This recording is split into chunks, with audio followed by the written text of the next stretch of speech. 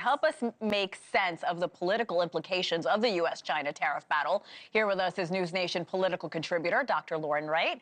Doctor, hello, good morning. I hope you're feeling great. And Brian Daring. Brian, haven't seen you in a while. Yes, welcome back. Yes, Lauren, I know you're expecting your second, so we're thinking about you. Thank you for making time for us today. All right, so both Treasury Secretary Scott Bessent and President Trump this week said the countries are calling, trying to make deals on those tariffs. One country, we heard Alicia say, we're talking about it before, China. Lauren, help us understand Trump's strategy when it comes to China and trade. I don't know if I fully understand the strategy. I mean, Trump's foreign policy strategy in general revolves around his relationship with the particular leader. I am rooting for him. I hope this works out and China comes to the table and we do get a better deal overall for the US. But it's very hard to win a trade war with China. First of all, they have more people than we do, and they are perfectly willing to find the profits elsewhere. They will suppress and starve and abuse their people. They'll do whatever they have to do to squeeze the dollars out. And that's not the system we have here in the US. We respect our workers and we don't treat them that way. And so it's not a one-to-one comparison, population-wise or democracy-wise. And so I'm very worried about it, as are most consumers right now.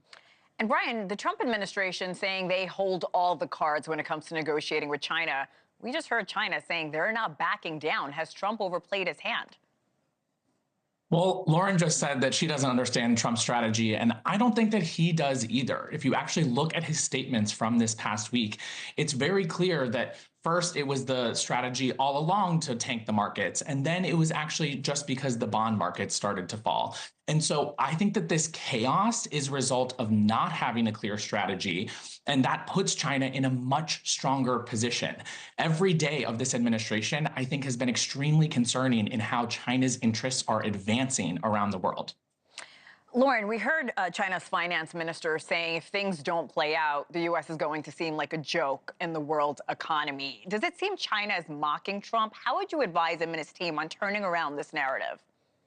They are. And, it's really insulting to our people and our form of government, their aggressive posture toward us. And so there is a part of me, and there's a part of a lot of Republicans that wants to see Trump push this and really not back down. But again, the economy and tariffs is his least popular issue. It's where his support is slipping the most. And that's because it's really hard for Americans to understand when they can see very clearly that this is going to hit their pocketbooks sooner than later. It's completely unlike other issues. Whether it's immigration and deportation, he still has pretty high favorables there. What he's doing with the education system, and I'm included in that, and I'm down the street from my workplace at Princeton, and I know how out of touch the American public sees we are, and they don't really care that Trump's trying to tell us what to do. He has these other issues. DEI is certainly one of them, where the American public is saying, hey, we're willing to give you a shot, but the economy and tariffs are not one of them, and he has a very, very short runway there.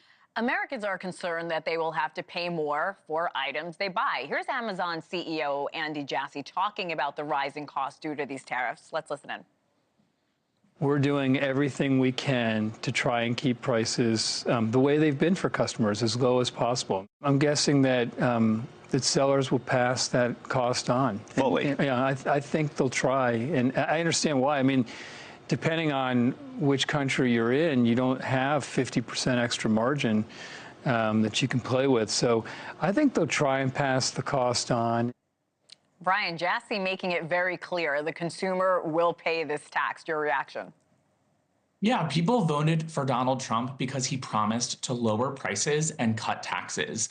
And so far, his policies have only raised prices and destroyed people's retirement savings.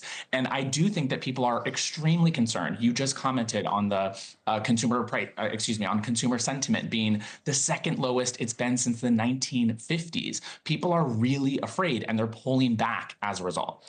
Let me stick with you for a second, Brian. We've seen Congresswoman Alexandria Ocasio-Cortez Cortez and Senator Bernie Sanders. They're rallying later today. Do you think AOC and Sanders are the best candidates to lead the opposition? Are they the face of the Democratic Party right now? I think that what people are responding to is that they have a very clear message that Donald Trump's policies are out there supporting billionaires, not working people right now. That as things are getting more expensive and tax cuts are going to the ultra rich, that they are the messengers for that particular animosity that the American people are feeling towards what is really a system that is not built to help them succeed. And so that's what I think they're really tapping into, both online and through rallies like this.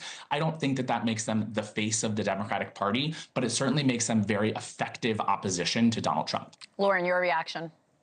Well, Republicans are really hoping and crossing their fingers that they are the face of the Democratic Party. And these are the two people that Democrats are going to push forward because they're perceived to be, and in many ways are, more progressive than the median point of their party. And that did not work in 2024.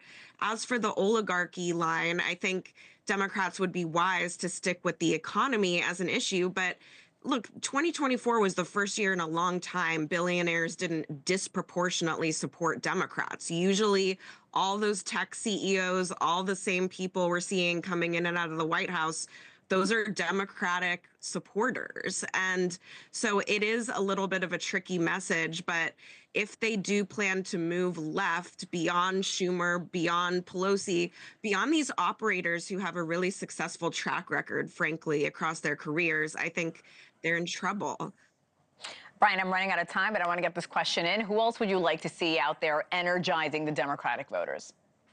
Oh, wow. I have a long list. But I would certainly say we've seen elected officials like Gretchen Whitmer, the governor from Michigan, really step up, as well as messengers like Pete Buttigieg, who have both been really energizing people online with clear messages about what's happening with the administration, why it's bad for the American people, and also what the future and alternative paths forward could look like. Lauren, you mentioned earlier you don't quite understand Trump's strategy on China and tariffs. How much leeway do you think he has with American voters right now, who probably have even less of an understanding? I think it's over. I mean, I think he's eroded the ground and he can get it back if the deal with China exceeds what we had in the first place, if the economy exceeds how it was performing when he took office. But right now he's doing pretty much exactly what Biden did with inflation, which is make it much worse with his policies and then claim credit when it gets halfway better. And Americans can see right through that. Brian, is it likely to succeed? I would say no. I think that the policies that he's putting forth are more about lining the pockets of the people, both in his administration and that put him in office in the first place. It's always great to see both of you. Brian, Derek, Lauren Wright, always appreciate it. Thank you.